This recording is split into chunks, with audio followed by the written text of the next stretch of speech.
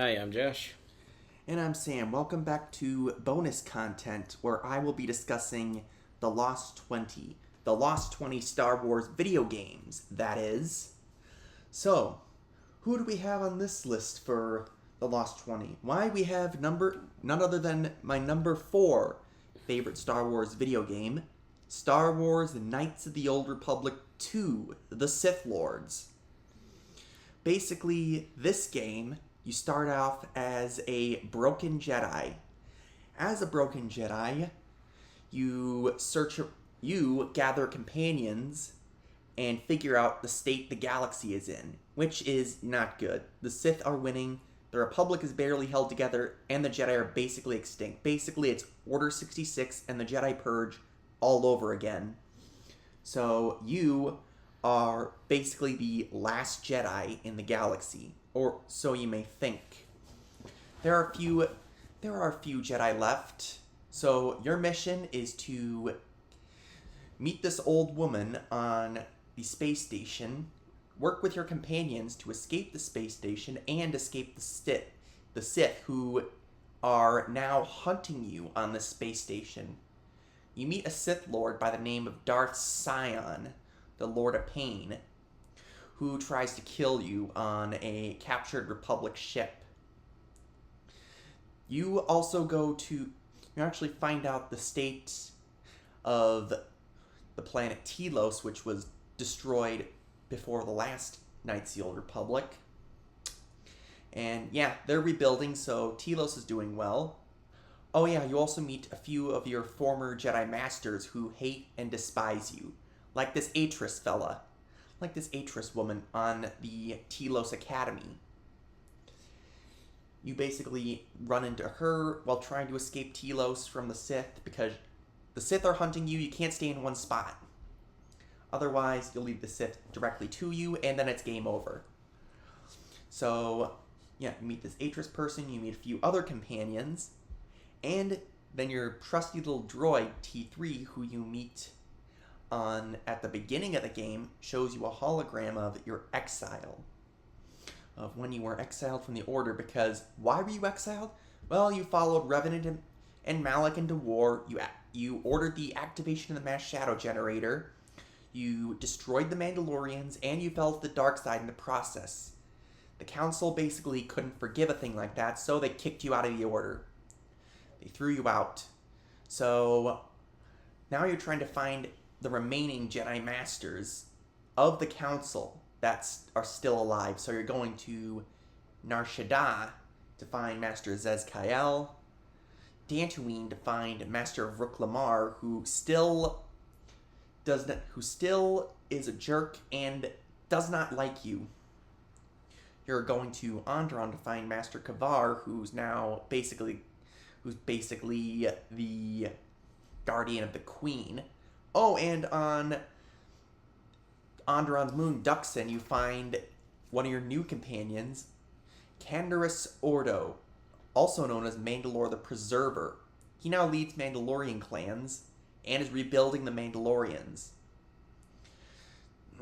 In the end, Canderous actually allies the Mandalorians with the Republic and the Jedi against the Sith.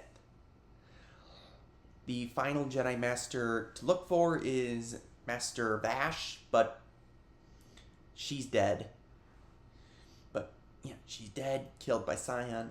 Then there's the last Jedi Master, Master Atris, who you already met, and you know that she does not like you. So basically your job is to explore the galaxy, avoid the Sith, and work with the Jedi, and try to collect the members of the Jedi Council to bring the Jedi Council back together so they and the Republic can come up with a plan to defeat the Sith, who are on the verge of conquering the entire galaxy. Basically, the galaxy is in danger, and it's placed its last hope and only hope in you, a broken Jedi, who can no longer feel the Force because for some reason you're cut off to the Force.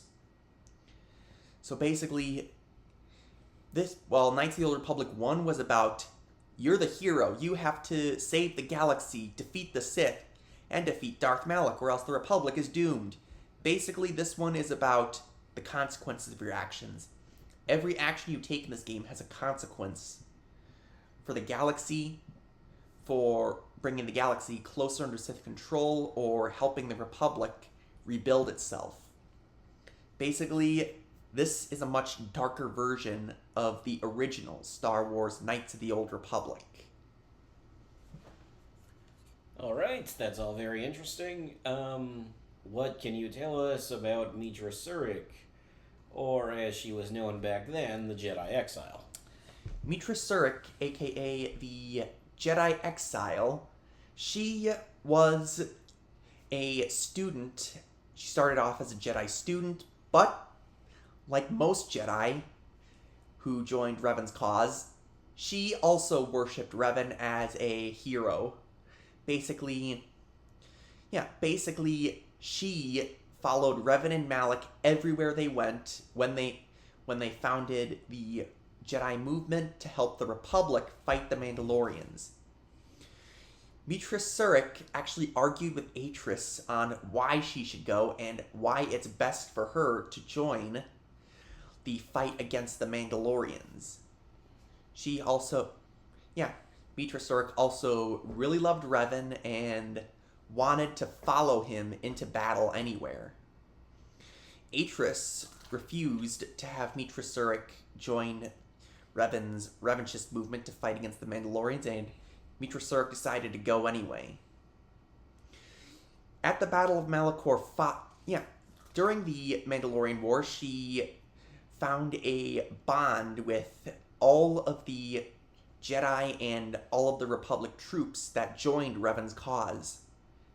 She was basically a good Jedi general that treated Jedi and soldiers equally and fairly.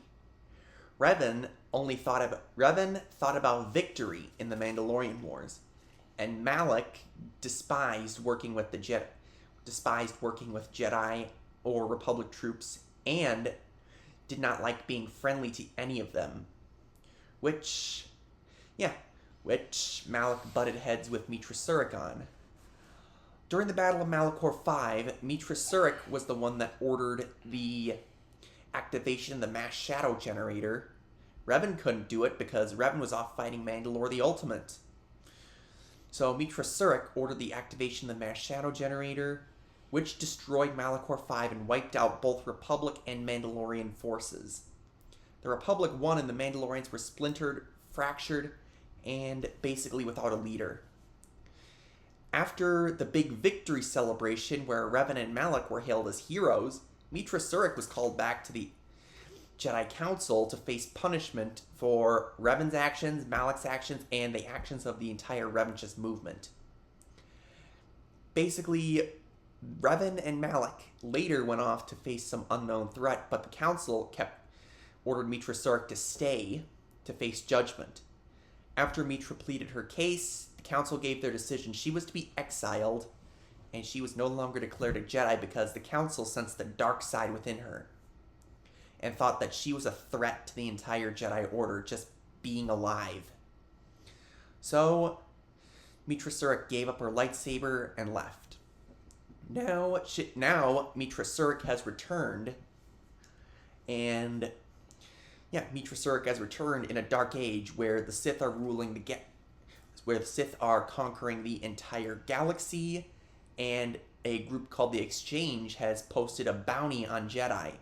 So, basically, the first few moments, Mitra Surik was actually being debated as a prize or a bounty to be sent in and collected.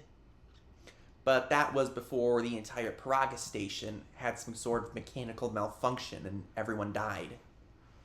Mitra Surik is now working to save the Jedi, rebuild the Jedi, and create her own crew so she can, even if by herself, face the Sith, with or without the Republic's help, because the Republic doesn't look like it's going to be much help.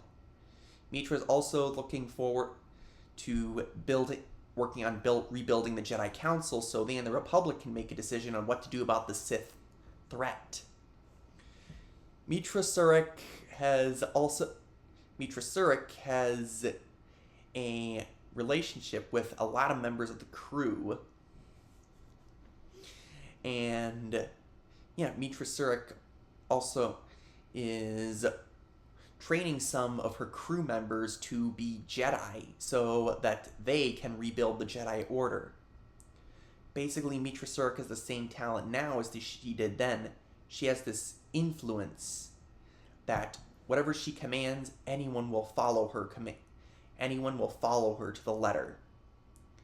So it was the same with the Republic and the Revanchist movement, and now she has this loving influence among the members of her own crew where they would gladly give their lives to protect the exile, which is what the Republic and the Jedi Order did for her in the Mandalorian Wars. Mitra Surik has a lot of trials, basically reflecting on the consequences of her actions, and even going into the tomb of Ludo Kresh to relive her past, similar to what Luke Skywalker did in the Cave of Evil on Dagobah. So, yeah, also Mitra Surik meets up with a lot of people who knew her as General from the Mandalorian Wars. And, yeah. So basically, Mitra Surik is someone who has a complicated and dark past and is trying not to let that drag her down as she works to rebuild the Republic and the Jedi Order and stop the Sith and save the galaxy. But she also has the consequences of her actions to worry about, because every action she takes in this causes a chain reaction, which causes something else to happen. It can either help the Sith rule the galaxy or help the Republic rebuild. Also, Mitra Surik, like most people in the galaxy, are wondering where Revan went and are trying to look for Revan. So, that's Mitra Surik. Sorry, I didn't know if you were finished or not. Okay, let's... KOTOR 2 is also known as Knights of the Old Republic 2, the Sith Lords, so let's discuss some of those Sith Lords. Let's get the big one out of the way. Tell us everything you know about Kreia. Kreia is, well, this isn't much of a spoiler, as in the Knights of the Old Republic 1 game. Knights of the Old Republic 1 had a huge spoiler and huge revelation for the player character. Basically, Knights of the Old Republic 2 does not follow on that very much. Kreia was once known as Jedi Master Arden Kay. She was a valued Jedi Master. She was a valued Jedi Master, and in fact, she was Revan's Jedi Master. She taught Revan the ways of the Force and the ways of the Jedi. She especially liked it when Revan asked questions that she had no straight answer for. When the Mandalorian Wars happened, and Revan led the Republic and the Jedi off to war against the Mandalorians, Kreia stayed behind as the Jedi Librarian, or as a valued Jedi Master. When the Jedi Civil War happened, and Revan fell to the dark side and became Darth Revan, the Jedi Council blamed Kreia for causing Revan's fall to the dark side. And, in the end, well, it's not sure, but Kreia was exiled from the Jedi Order. In the end, Kreia decided to accept her exile, mainly because she lost faith in the Jedi Order and in the Force. Because she lost faith in the Force and in the Jedi, she decided to rebuild the Sith. After the Jedi Civil War ended and Malak was defeated, it was up to her to rebuild the Sith. So, she constructed the Treyas Academy on the dead planet of Malachor V. A Sith Academy and a Sith Temple on the dead planet Malachor V. There, she had two top students that became her loyal followers. Darth Sion, the Sith Lord of Pain, who can bring himself back to life just by willing it, and Darth Nihilus, the Sith Lord of Hunger, who has mastered the power of Force Drain. Kreia not only trained these two Sith Lords to become her two most loyal followers, but she also led the Sith to wipe out the Republic and the Jedi Order. Kreia stayed behind the scenes, monitoring the battles, the skirmishes, and monitoring what the Sith are doing. Kreia sent Sion on assassination missions and sent Nihilus to wipe out large groups of Jedi or Republic forces. In mere moments, the Jedi were nearly extinct, the Republic was nearly destroyed, and the Sith ruled the galaxy.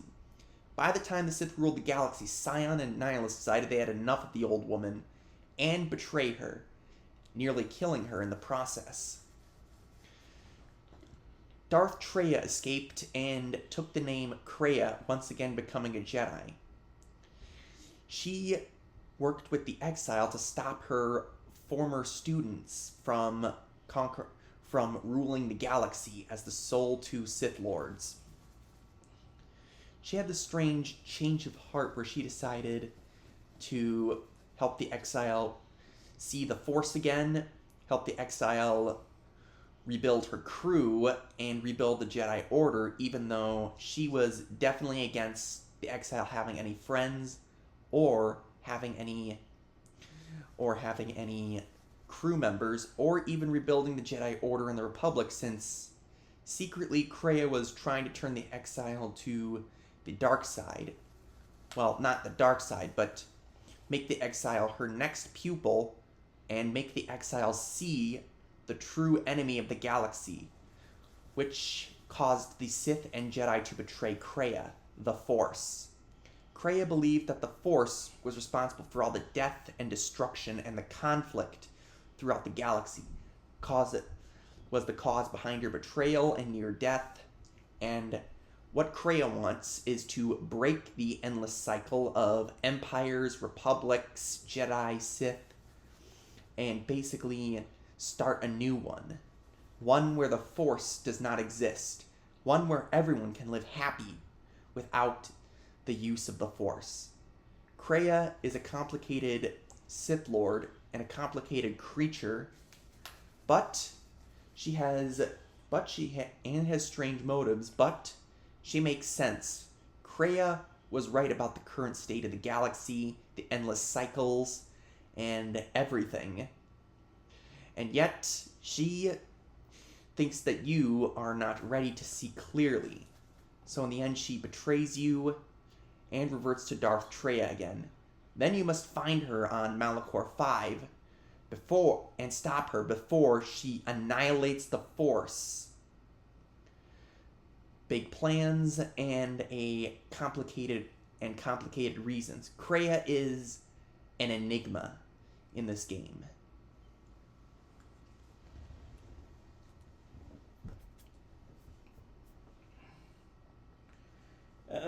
Okay, so you mentioned Sion and Nihilus earlier. Let's start with Sion. Sion's actually much older than any of these people. Darth Sion was actually a Dark Jedi follower of Exar Kun during the Great Sith War. Darth Sion has started out as a Dark Jedi follower of Exar Kun during the Great Sith War. Darth Sion has his ability where he can use his pain to will himself back to life. Darth Sion was killed multiple times throughout the Great Sith War, and he just came back to life, stronger and more powerful. During the Mandalorian Wars, Darth Sion was basically the only Sith Lord left in the galaxy. And then during the Jedi Civil War, Darth Sion allied with Revan and Malak as one of Revan and Malak's Dark Jedi. He was killed multiple times by Jedi and Republic forces, but each time he was killed, he just used the power of pain to will himself back to life. Every time. That didn't just make Sion immortal, it made him invincible. Sion has killed many Jedi throughout his lifetime, from his time serving under Exar Kun to his time serving under Revan and Malak. Then, when Darth Traya rebuilt the Sith, Darth Sion became one of the two biggest students at the Trayus Sith Academy, also known as the Sith Temple on Malachor 5. So when Darth Traya rebuilt the Sith, a lot of Sith Lords followed under Darth Traya and the rebuilt Sith, but only Darth Sion and Darth Nihilus became Darth Traya's two top enforcers. When the Sith attacked the Republic and the Jedi Order and attempted to conquer the galaxy, Darth Traya sent Darth Sion on missions to assassinate specific Jedi or assassinate Republic forces. Basically, Traya sent Sion as a one-man strike team to infiltrate and kill Jedi or high-ranking Republic officials, or infiltrate the Republic fleet and kill everyone on board. Or kill everyone on board the capital ship. Basically, precision is what Sion excelled at. He went on simple strike missions to kill Jedi and high-ranking Republic officials, weakening both the Jedi Order and the Republic. In the end, after the Sith conquered the galaxy and the Republic was fractured and the Jedi Order was nearly extinct, Darth Sion and Darth Nihilus thought, why should we continue taking orders from this old woman? So Sion and Nihilus betray Darth Traya, and Nihilus and Sion created their own mini Sith empires. Darth Sion continued in his strike missions and assassinations. Then when Sion found out that the Jedi Exile has returned, he took control of the Republic ship Harbinger and tried to corner and capture the Jedi Exile, but ran into his old master, Darth Traya, now going as Kreia. Darth Sion chopped off Kreia's hand in their first encounter. Then Darth Sion sent spies all over the galaxy to figure out what the Exile's up to. When Mitra met Darth Sion again on Korriban, they had a full-on lightsaber duel, which ended by Kreia telling Mitra, which ended with Kreia telepathically in Mitra Surg's mind telling her to run because there's no way she can beat Darth Sion. The third time they met was on the planet Malachor 5 at the Trayus Academy, where Darth Sion went back to serving Darth Traya. Mitra Surg and Sion fought, and it turns out Darth Sion had a weird romantic attachment to the Jedi Exile. A creepy one, too. But in the end, it was the Jedi Exile who convinced Sion to simply let go of his pain, because his pain was destroying him from the inside out. It may have been the reason Sion managed to escape death or escape being killed multiple times, but it was destroying him. So Sion finally let go and died. He was also happy to leave the cursed Trayus Academy. That's very interesting. How about Nihilus? Darth Nihilus fought at the Battle of Malachor 5 and was on the planet Malachor. Darth Nihilus, he was on the planet Malachor 5 when Mitra Surik ordered the Republic to use the mass shadow generator, which destroyed both Republic and Mandalorian forces and destroyed Malachor 5 from the inside out. The person who later became known as Darth Nihilus was on the planet Malachor 5 when the mass shadow generator activated. Eventually, he became the only survivor of the Battle of Malachor 5, the surface battle of Malachor 5. Everyone on Malachor 5 was dead, and so was the planet. The person who became Darth Nihilus discovered that the Force saved him, but it was also the Force that gave him an undying hunger.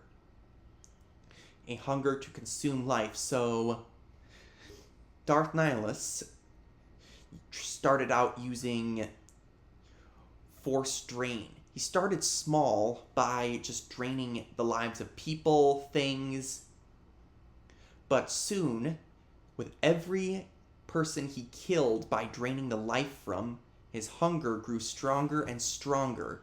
So, the person who became Darth Nihilus traveled the stars and started draining the life from entire planets.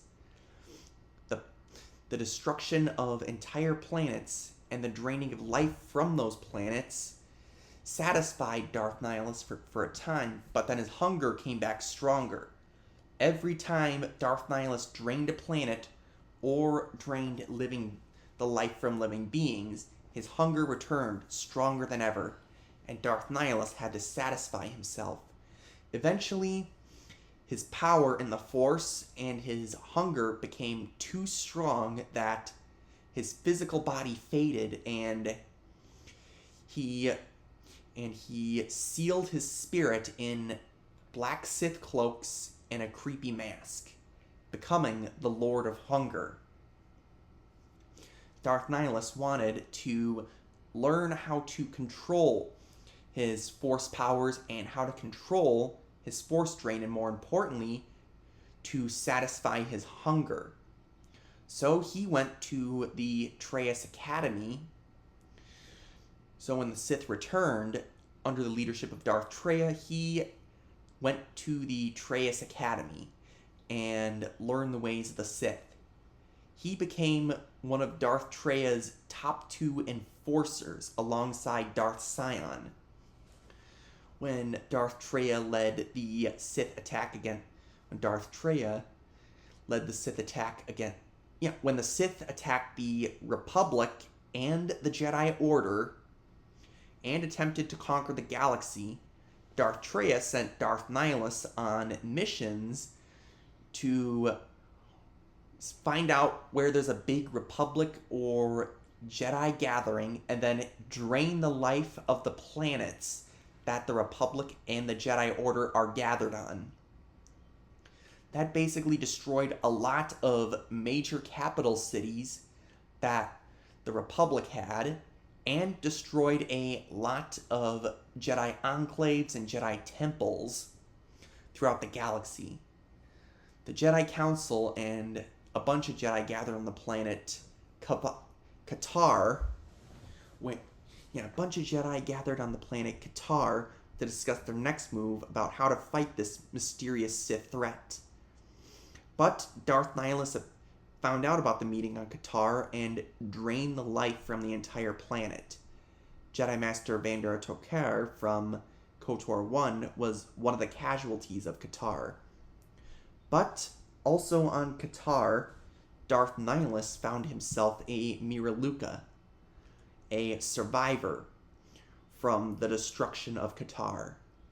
Darth Nihilus turned this Miraluka into his slave, and later, his Sith apprentice. When the Sith conquered the galaxy and the Republic and the Jedi Order, when the Sith conquered the galaxy and the Republic was fractured and the Jedi Order was nearly extinct, Darth Nihilus agreed with Darth Sion that Darth Traya had to go. So they got rid of Darth Traya, and Darth Nihilus, like Darth Sion, created his own mini-empire, with the Miraluka Visas Mar as his apprentice. Darth Nihilus continued roaming the stars, draining the life from planets, and destroying major Republic strongholds and Jedi strongholds by draining the life from those planets as well. Nihilus sensed a void in the Force and sent Visas Mar to investigate, but Visas betrayed him. Visas betray him. Darth Nihilus also made a pact with the Onderonians on the planet Onderon, because specifically General Vaklu's faction, because Onderon was in civil war. Oh yeah, Darth Nihilus's plans for Onderon and the moon Duxon failed, and during the Battle of Telos, which was when Atris fell to the dark side and lured Darth Nihilus there, so Nihilus can drain the entire planet of life, a joint Republic, Jedi, and Mandalorian force attacked Darth Nihilus's empire. Mitra Surik fought Darth Nihilus on his flagship, the Ravager, alongside Visas Mar and Canderous Ordo, and Mitra Surik managed to kill Darth Nihilus, because Darth Nihilus is only a reflection of Mitra Surik's trauma from the Mandalorian Wars. Nihilus was played out as this big, huge being, all-powerful, godlike Sith that could drain the life from planets and stars, and was a huge threat. But when Mitra Surik found him, he was simply a man who was traumatized, much like she was during the Mandalorian Wars. And in the end, Visas Mar saw that this cloaked, masked threat that destroyed the Republic and the Jedi Order, or helped Darth Traya destroy the Republic and Jedi Order, was simply a traumatized man, and basically a piece of trauma from the Mandalorian Wars.